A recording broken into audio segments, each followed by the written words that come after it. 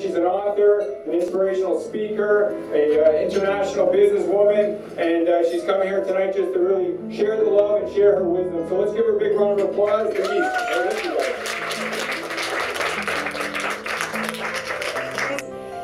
One of the techniques that I really like, it's almost like a conflict resolution technique.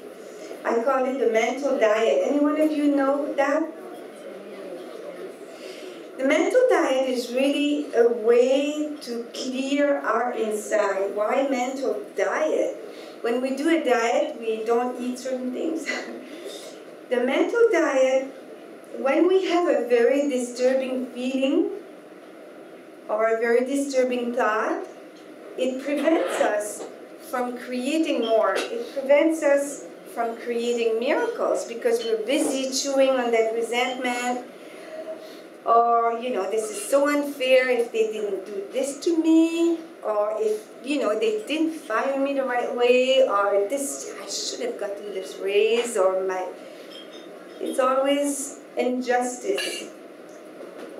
So when I learned that in the beginning of the 80s, the universe gave me a prime example, a prime opportunity to practice. I caught my boyfriend in bed with another woman. So, you can imagine I was very mad and I started to beat him up before I seized my moment.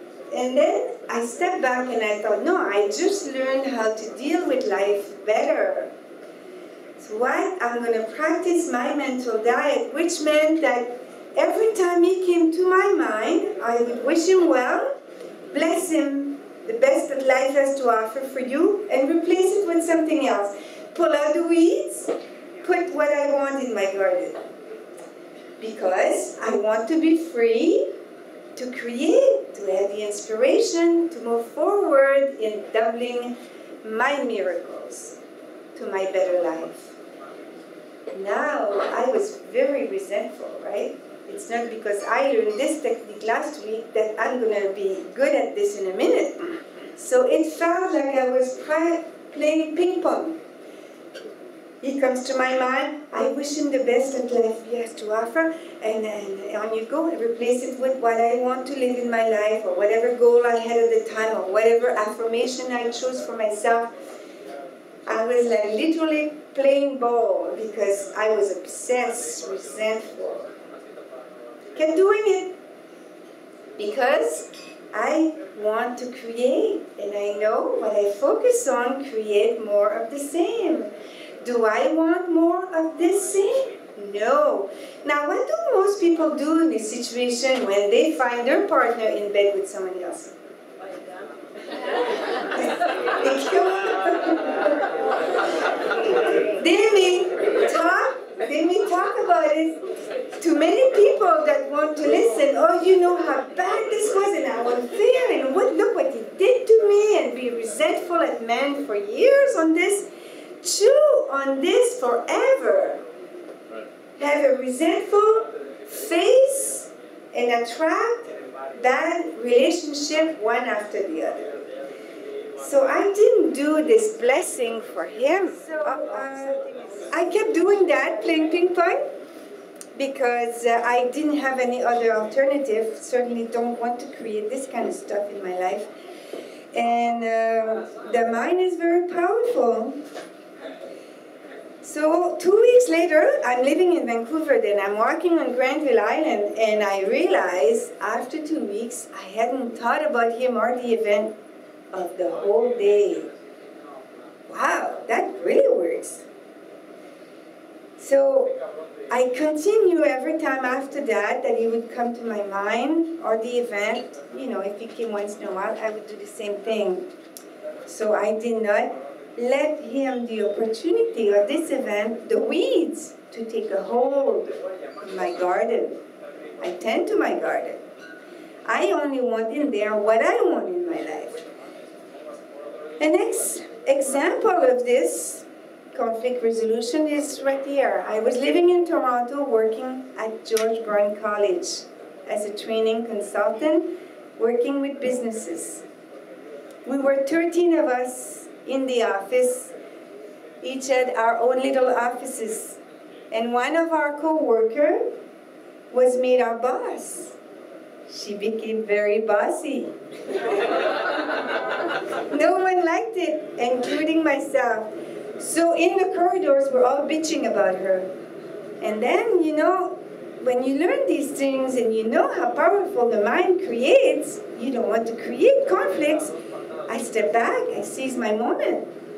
So, well, I know better than this. Like at the point when I step back, I don't know exactly what I'm going to create. I just know I don't want this. So I start to practice my mental diet, sending her good energy, blessing her every time she comes to my mind. It wasn't too difficult because I wasn't obsessing about her. It wasn't like the boyfriend. It took a week. She comes to my office. I didn't talk to her. Didn't talk to anyone about what I was doing. The same thing as in the hospital. Don't talk to anyone, just in my mind. She wants to go for lunch. She wants to be my friend. Because she felt something different coming from me. More than that. In the office, I noticed a few days after, nobody else was bad-mouthing anymore. Conflict resolution easy, huh? Now, if I had continued bad-mouthing and participating in this little circle of negative creation, what would have happened? More of the same, right? Different parts of our mind. Another simple technique is acting as if. Acting as if we're already there. If I'm dying at the hospital, acting as if I'm going to be well. I imagine I'm going to be speaking to you. I'm going to Europe. I know I'm going to be walking when I get out of the hospital, even if they tell me no, don't get out of your house for a few weeks. Acting as if I'm going to get the job even if I don't speak the language. Acting as if they're going to reverse the decision in 24 hours. If I act as if I take the actions, I think towards this, you see, I'm already dressing the part in sales, like we're all selling something, right? It's not just the salespeople. If we assume that we already have the sale, whatever we want to sell someone, the idea or the product, thinking, it's not talking, well, if you decide to go for this fearfully, we always project the fear. Well, once we solve this, you know, like acting as if thinking, assuming that you have the sale. I think that's very useful. I have a CD of this. Affirmation is really, they could be words or thoughts. You know, we don't have to say it out loud. They can come from someone else. They can come from us. They become our beliefs when we repeat them enough times. The teachers repeating them enough time for you when you were young, the boss, the parents, someone that was important to you, you believe them because you believe, you act on that. You want to change that, pull out the weeds, you just do the same thing. You choose the affirmation that you want to plant in your inner garden. You pick up the ones from this or anywhere else you like, but you choose. And then you repeat. Important to repeat. So they become eventually your beliefs. And we, our little robot, we act on beliefs. But we believe this is... So we have to cultivate new beliefs. Another simple step is counting our improvements. The Japanese says that we add one improvement every day. We calculate that.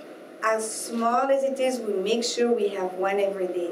What does that do to our changing our destiny? That means we're in charge and we focus, oh, I did this better today. We focus on what we did good, what we could do good, and we just on to the good stuff. In coaching, they say, you know, improve on what you do well. Don't focus on what you can't do and you're never going to be able to do, beating yourself up. Focus on your strength and build on your strength. Count your improvements. So it keeps you always on the more. What I want to touch on is the changing of perception. I briefly touched on this when I talked about the bird phobia that I changed by shifting a perception. It's very, very powerful. Shifting a perception will change our life, because we all have things in our past that people have hurt us. We see a certain way. The way we perceive this situation creates our destiny. It's not a matter of being right or wrong. It's what we want for our future. So an example of this is the lady who corrected my English book, because I wrote it in both languages, right? I didn't want to just write it in French. I know too many people in English. So she corrected it. Just reading the questions in there, she healed her allergies, her lifelong allergies. She shifted her perception about what happened when she started with her allergies, and they were gone. The brain is very powerful. My hairdresser in Montreal, I'm sitting in his chair, and he has allergies, and I start little questions. And, oh, yeah, I always had that. Okay, well, I continue to question, and he says, you're right. So I just want to make sure that his brain shifted. I guess I was feeling a bit insecure about my process.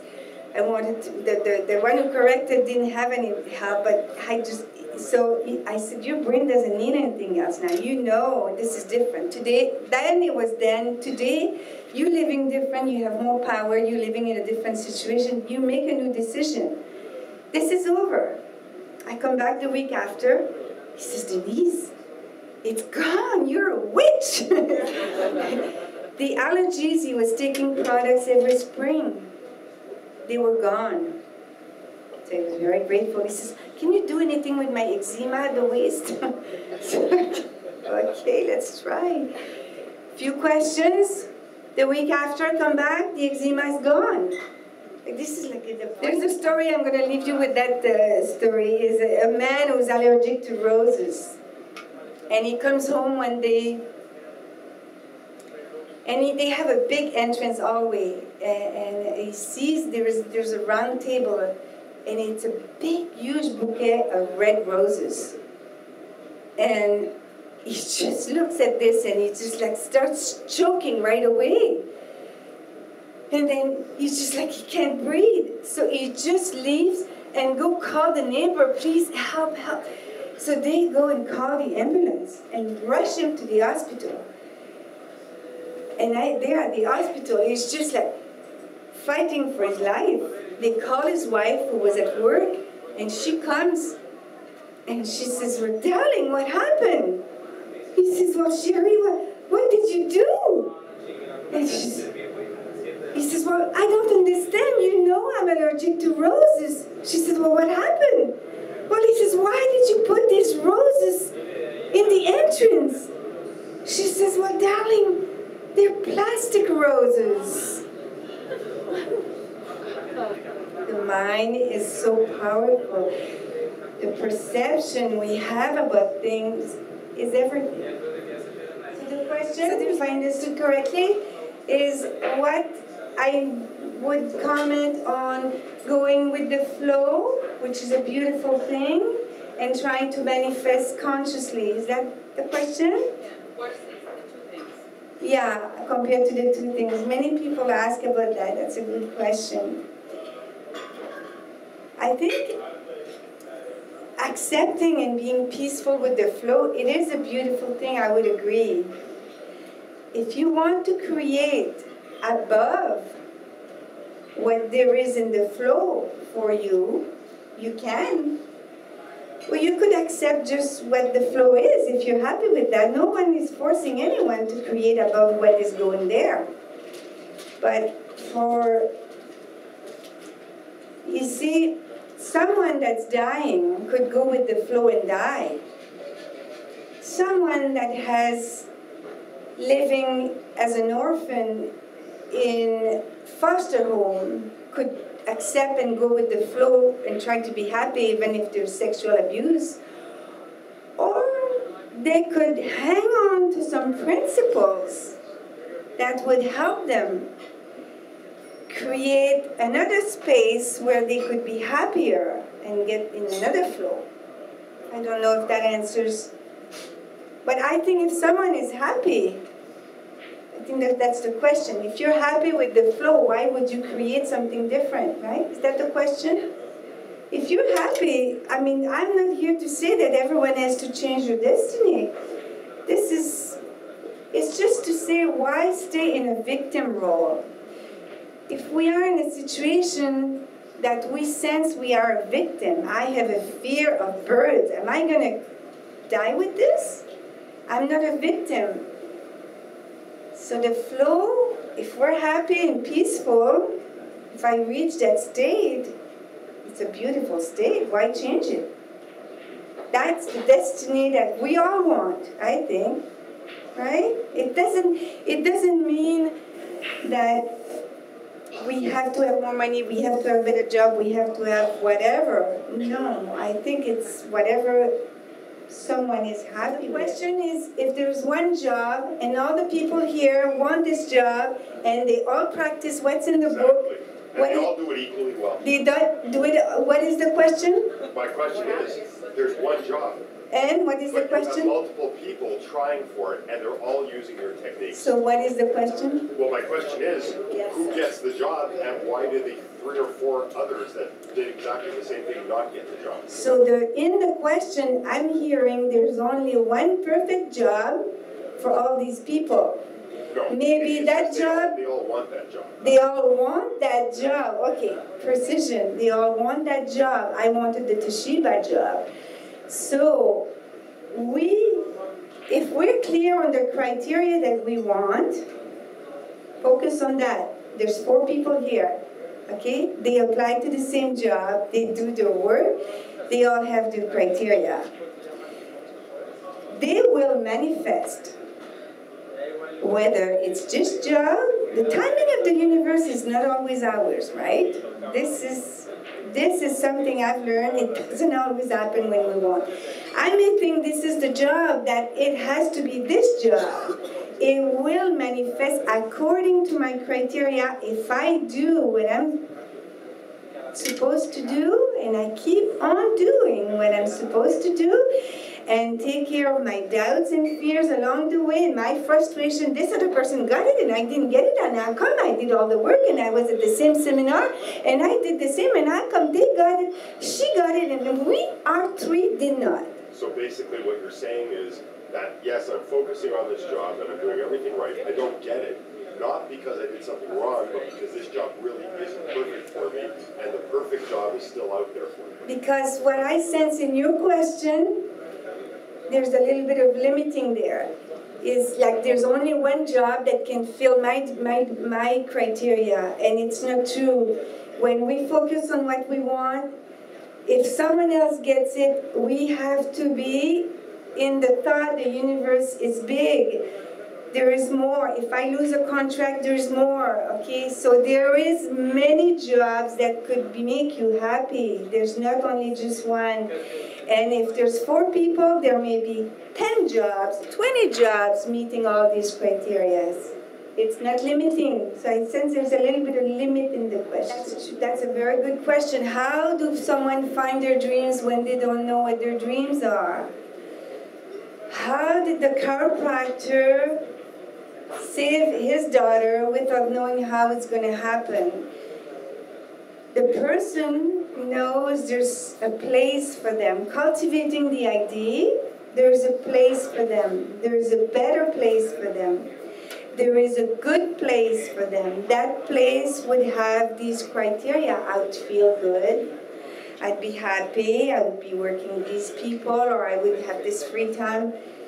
Without knowing what it is, without knowing the way I'm going to save my daughter, without knowing all the details, I just focus that there is a place and cultivate my faith that there is a place and hang on to the thought it exists and keep hanging on even if I don't know. The doubts will come.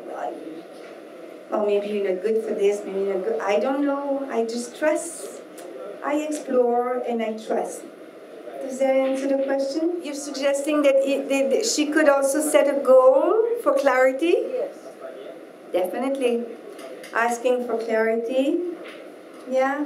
But it comes from trusting that she will have clarity. You know, you can't ask for clarity if you don't trust that you will have it. It has to start with trusting that you will have it in the first place. Yeah, definitely. You see, when you trust you can have it, you're guided to the steps along the way. Yes, to ask for clarity, maybe to read a book, maybe to come to an event like this. You're guided to take steps that bring you closer. And in the getting closer is a process. Maybe you're learning things, interesting things, makes you evolve. That's interesting. Is it a process or is it an end goal? It's both, I think. We evolve, right? Our criteria when we're younger are different as we get older. Maybe, you know, the material things is more important as young. Maybe older there's less because security is there. I think when you ask, is it a process or is it a goal? It's both. I said it's both because the process of keeping the peace within the mental diet is about really cleaning the inside, and it's a process about keeping peace within. There's no good things that can manifest if we're full of resentment and negativity and bad thoughts for others. So this is a process, an ongoing process. It depends what goes on in our life today. If the doctor tells me again today, well, Denise, you're not going to live very long. My process is to make sure with that I build my faith. It's a process, but the end goal for me in that process was, I was picturing talking to you about this subject tonight. You see? So it's really always both, I feel. Definitely. It's not pushing it out. It's not trying to ignore it, definitely. I think it's an opportunity it's an opportunity to transform the moment. What do you do with this? Do you learn what you have to learn there? Do you ride in building more negativity? You know, the boyfriend slept with someone else. Am I going to build my resentment towards men for years to come? Or do I learn from this and build something else so I can attract different relationships? Yes, it's the decisive moments, you know, to turn things around. They don't happen I don't believe it happens just like that. It's our path for each person to evolve. You're right. Those terms, but to dwell on resentment doesn't do anyone any good. The question is important to go over the resentment as quickly as possible. The quicker we can do that, the better we are. Inside of us, that's where we create our life tomorrow, our well-being, our chances, our opportunities. And if we dwell on resentment, it doesn't help the person who offended us, doesn't help us, it doesn't solve anything. It just creates illness. If you use the mental diet, it's a simple thing. It's one of the techniques, but I find for me it works well. Because when you bless the person, you put love in your heart. You bless, you bless, you bless. You don't feel like an hypocrite at first, because you don't want to bless the person who offended you. But the truth is, you're blessing because you want to spread love around.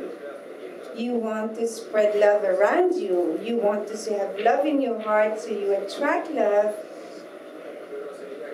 So the more you do this, it changes things. People who abuse you or mistreated you, you see them differently and you move on. There's no use to you to hang on to that. And I believe these experiences come exactly for us. Above that. Not to let ourselves be grounded in that. Like, there's a lot of fears that goes around. You know, are you going to catch these fears and take that at face value. Someone abused you. I mean, normal reaction, oh, this is so unjust, and this is terrible, and then you accept this the way it's offered to you. It's up to you now to seize your opportunity to go at a higher level. What is the higher level? Faith, love. How do you practice more faith? You take all the tools you can to build your faith when it's shaky, when everybody else tells you differently. And love, the mental diet is one tool. If you have other tools, you know, it's not the only tool, but it's one for me I like to use. But to put your heart in love, it will change your face and what you attract in your life. Could I take it as a failure? That's the victim. If you think a failure, can't do anything about it. That's the way it is. It's a failure. If you want to create, think of yourself as a creator. You can't even use this language in my winter, but it's a situation that I accept. I cannot do anything about it now. How do I deal with it? Is this the question to me? The way to deal with this for me is to take care of my inside. How do I feel about it? Do I cultivate resentment? Do I keep inside myself, well, how can she treat me this way? This is so unfair. She is less than loving to me. I could keep this in my mind and focus on that and feel horrible. That's unlucky I am. We could call that a failure. Maybe it is a failure. But for me, what's important is what I keep in my inner garden, in my inside. How I choose to deal with this mental diet. I bless her. Bless you. This is the way it is. Maybe I'm not meant to have a bit. If I was so busy trying to do what doesn't seem to work, I wouldn't be here tonight. So it's focusing. Maybe the universe wants me somewhere else, right? So we could look at this as a failure, definitely. It's not going the way I want. But how I handle it will determine the rest of my life. Now, I've told you many stories. And we all have different lives and different desires and different things that we want to overcome here tonight. And you can see from my stories that, you know, I came from a very difficult beginning. I had to overcome a lot to achieve what I achieve and have the wonderful life I enjoy today. What I hope is that tonight I was able to convince you that changing is easy and it's doable. And I also hope that I was able to trigger in you some motivation to do so, to apply some of these steps in your life. That was my goal for tonight. And to touch a little bit on the book. Okay, I want to say one last thing, that when you have acute problems, it requires intense solution. And the more intense in the mind is that's where it starts. I want to thank you for listening. Thank you to Steve. Thank you for all of you who came, and you are increasing your odds to change your destiny by showing up at these events. And I wish you from the bottom of my heart that you will quickly seize those moments and change your life the way you want to change your life. Now that you know it's possible, you know it's doable, and you know it's easy, and you know how. And you can this way spread the wealth around you. Thank you very much for listening.